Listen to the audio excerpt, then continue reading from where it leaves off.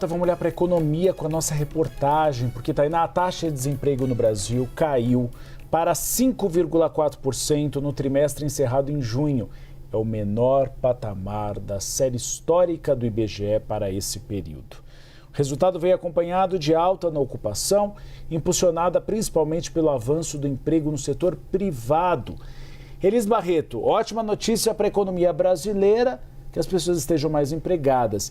A gente tem uma questão ali que sai um pouco desses dados oficiais. Primeiro, a precarização do mercado de trabalho com o trabalho informal e o nível de endividamento das famílias que está muito alto. Conta pra gente os detalhes desses dados e como o setor privado tem aumentado essa capacidade de empregabilidade.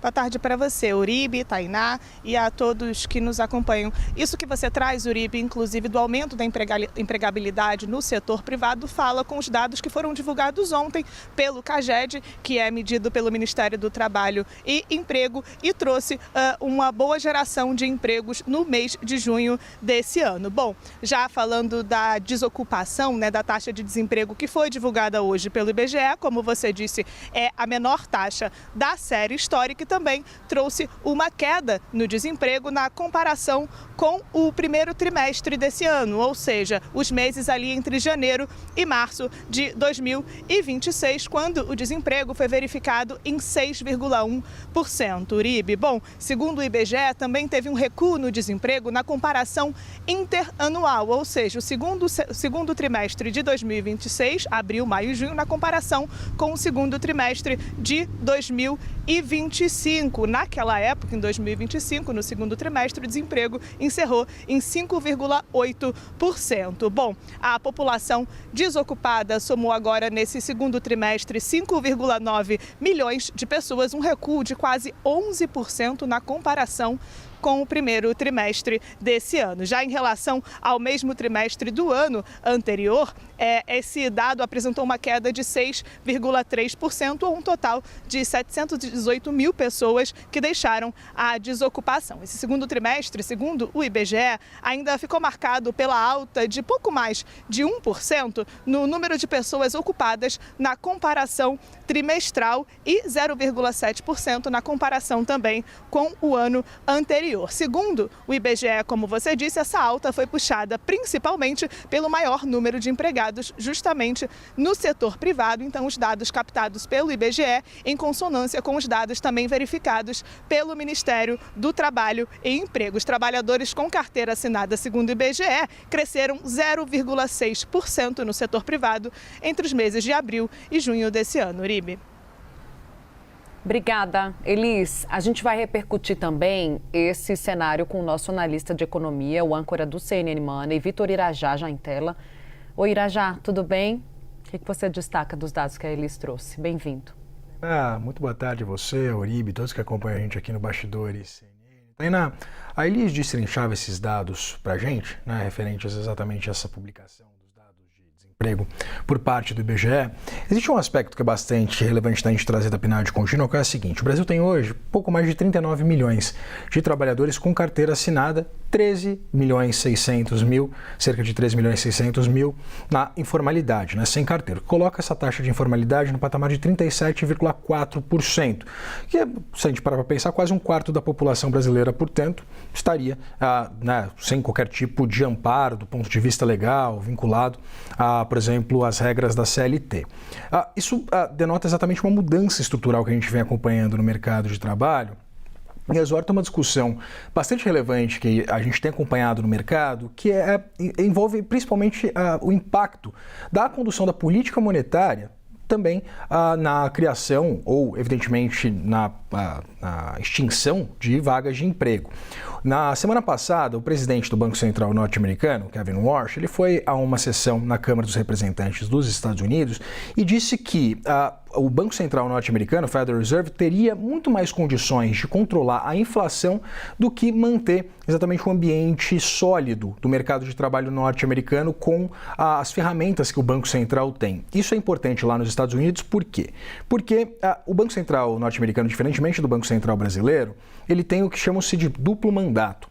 que envolve exatamente uma tentativa por parte do Banco Central de manter a inflação controlada, né, não deixar os preços flutuarem de forma muito significativa e também manter o mercado de trabalho estável. Só que essa discussão, né, que ele colocou, inclusive, na Câmara dos Representantes, ela é muito aplicável ao Brasil, porque com uma taxa Selic de 14,25%, como a gente tem hoje em dia, teoricamente, seria necessário, né, ou melhor, seria uma consequência disso, seria exatamente que as empresas não contratassem crédito, empregassem menos, ou seja, uma taxa tão restritiva, tão proibitiva, ela não tem sido suficiente para controlar o mercado de trabalho por essa série de mudanças estruturais que a gente tem acompanhado no mercado de trabalho.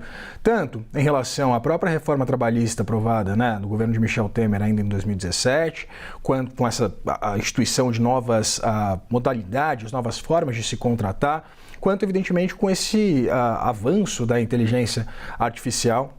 A gente tem acompanhado exatamente uma mudança muito estrutural do mercado de trabalho.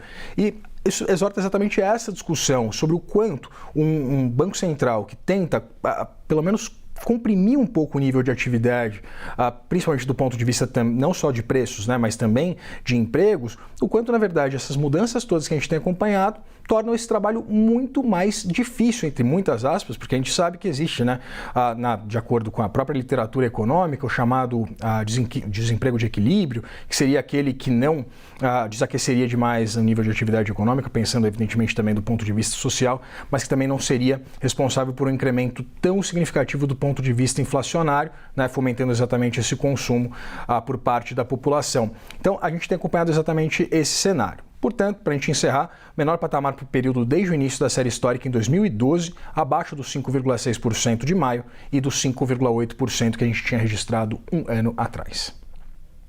Vitor Irajá, fica um pouquinho mais, a gente vai analisar também os dados que foram divulgados pelo Banco Central, Tainá Falcão, que indicam que a taxa de inadimplência do crédito ficou estável em junho e, claro, segue no maior patamar do nível histórico dessa série. Na sua avaliação, o que tem contribuído para esse cenário de endividamento? E mais do que isso, Irajá, o governo federal fez o desenrola, houve políticas ali de conscientização da população para que não apostem e percam dinheiro nesse tigrinho e nos demais jogos eletrônicos das bets, mas a gente vê que a população continua se endividando, continua contraindo crédito em aplicativo de celular de banco e com a taxa atual de juros do país fica insustentável.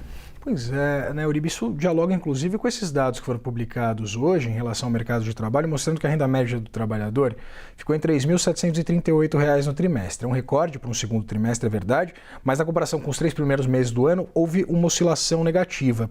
Nesses 3 primeiros meses do ano, era de R$ 3.765.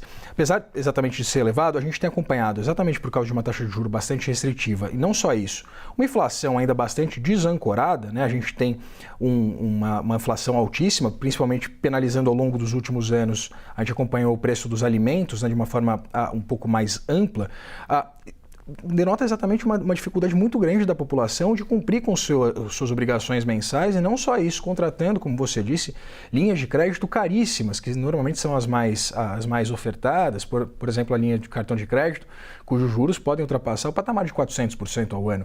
Então a gente tem acompanhado um cenário bastante preocupante, é verdade, o Banco Central divulgou esse dado hoje, que inclusive ele dá o tom sobre principalmente um risco que o mercado tem mensurado, o Uribe, principalmente disso contaminar os balanços das principais instituições financeiras do Brasil. Existe um aspecto bastante interessante um dado que o próprio balanço do Santander foi o primeiro bancão a publicar os seus resultados do segundo trimestre desse ano, mostrando que deixa eu achar esse dado aqui, isso aqui.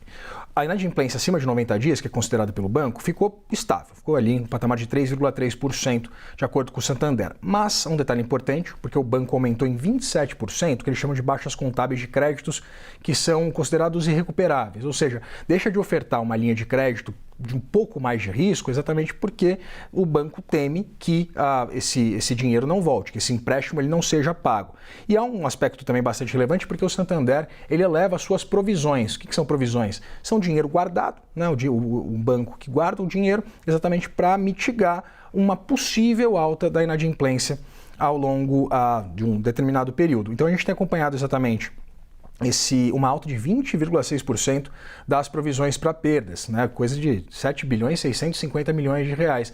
É bastante relevante esse dado, porque a gente ainda vai ter a publicação dos resultados do Bradesco, do Itaú, e denotando exatamente o quanto a inadimplência já está preocupando, inclusive, os bancos, que estão se tornando, inclusive, mais cautelosos para ofertar dinheiro, exatamente nesse cenário que a gente tem acompanhado ainda, um nível bastante aquecido, né, com, inclusive, o governo federal lançando mão de uma série de linhas de crédito subsidiada, o que também obriga o Banco Central a manter esses juros bastante elevados que a gente tem hoje no Brasil, Uribe.